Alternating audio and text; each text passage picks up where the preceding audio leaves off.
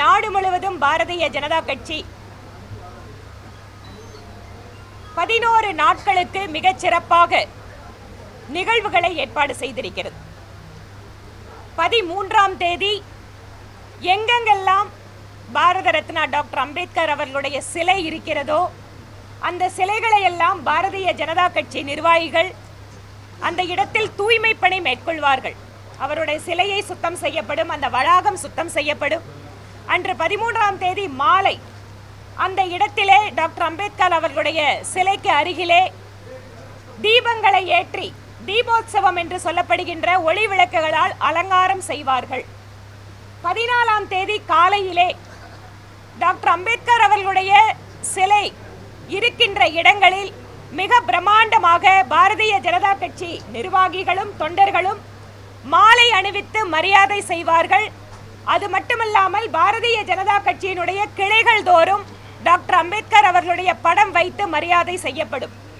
இது மட்டுமில்லாமல் அன்று எங்கெங்கெல்லாம் பட்டியலினத்தை சார்ந்த சகோதர சகோதரிகள் குடியிருப்பு பகுதிகள் வேலை செய்கின்ற இடங்களிலே மத்திய மாநில அரசாங்கத்தினுடைய நலத்திட்டங்கள், எங்க பிஜேபி கவர்மெண்ட் இருக்கோ அந்த ஸ்டேட்ல நலத்திட்டங்கள் பதிவு செய்யறது, அவங்களுக்கு உதவி பண்றது, இதெல்லாம் நடக்கும்.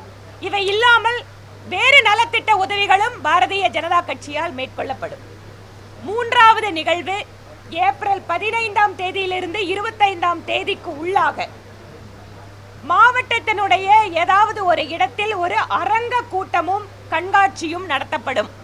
டாக்டர் அம்பேத்கர் அவர்களை காங்கிரஸ் கட்சி எவ்வாறு நடத்தியது, குறிப்பாக பிரதமர் நேரு அவர்களும் காங்கிரஸ் கட்சியும் அவருக்கு முக்கியத்துவம் கொடுக்காமல் எப்படி புறக்கணித்தது, அவருடைய தேர்தல் தோல்விக்காக எப்படி உடனிருந்து வேலை செய்தது, அவருக்கு யார் அந்த கௌரவத்தை கொடுத்தார்கள், மந்திரி சபையிலிருந்து அவர் விலகுகின்ற பொழுது நேரு அவர்களுக்கு கொடுத்த ராஜினாமா கடிதம் கூட இன்று வரலாற்றிலே இல்லை. அதை கூட காங்கிரஸ் கட்சி அரசாங்கம் அழித்து விட்டது.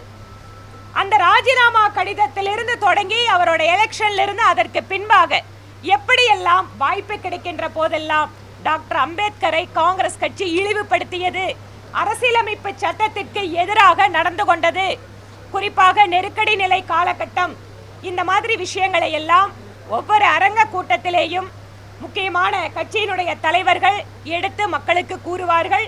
இந்த அரங்க கூட்ட ஒரு பட்டியலினத்தை சார்ந்த ஒரு பெண்மணியால் துவங்கி வைக்கப்படும். இந்த அரங்க கூட்டத்தில் பட்டியலினத்தை சார்ந்த மக்கள், பிற்படுத்தப்பட்ட சமுதாயத்தை சார்ந்த முக்கிய நபர்கள், சமுதாயத்தினுடைய பல்வேறு முக்கிய பிரமுகர்கள் அத்தனை பேரும் இந்த நிகழ்ச்சிக்கு அழைக்கப்பட்டு அவர்களுக்கு பாரதிய ஜனதா கட்சியும் பிரதமர் மோடி அவர்களும் டாக்டர் அம்பேத்கர் அவர்களுடைய புகழை பரப்புவதில், அவருக்கு கௌரவம் கொடுக்கின்ற வகையில் மற்றும் அரசியலமைப்பு சட்டத்தை எப்படி பாரதிய ஜனதா கட்சி நிலைநிறுத்தி கொண்டிருக்கிறது என்கின்ற தகவல்களை எல்லாம் அந்த அரங்க கூட்டத்தில் மக்களுக்கு எடுத்துச் சொல்வார்கள். இந்த 3 நிகழ்ச்சிகளை குறித்து இன்று மாநிலம் முழுக்க பாரதிய ஜனதா கட்சியினுடைய மாவட்ட பொறுப்பாளர்களுக்கான ஒரு பயிற்சி நிகழ்ச்சி இங்கு நடைபெற்றது. இதில் தேசிய பொறுப்பாளர் திரு தருண் சுக் அவர்களும் கலந்து கொண்டார். ஆந்திராவிலிருந்து திரு வெங்கடேஷ் அவர்கள் இந்த நிகழ்ச்சியை பார்வையிடுவதற்காக பங்கு கொள்ள வந்திருக்கிறார்.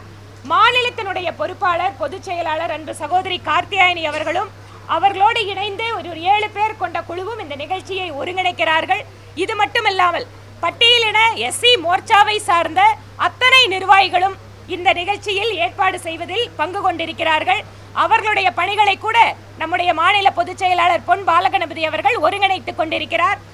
மாநிலம் முழுக்க ஆயிரக்கணக்கான இடங்களில் டாக்டர் அம்பேத்கர் அவர்களுடைய ஜெயந்தி என்பது நல்ல முறையிலே சிறப்பாக கொண்டாடப்படுவதற்கும் இது குறித்தான செய்திகள் மக்களை சென்றடைவதற்கும் விரிவான ஏற்பாடுகளை பாரதிய ஜனதா கட்சி செய்து கொண்டிருக்கிறது.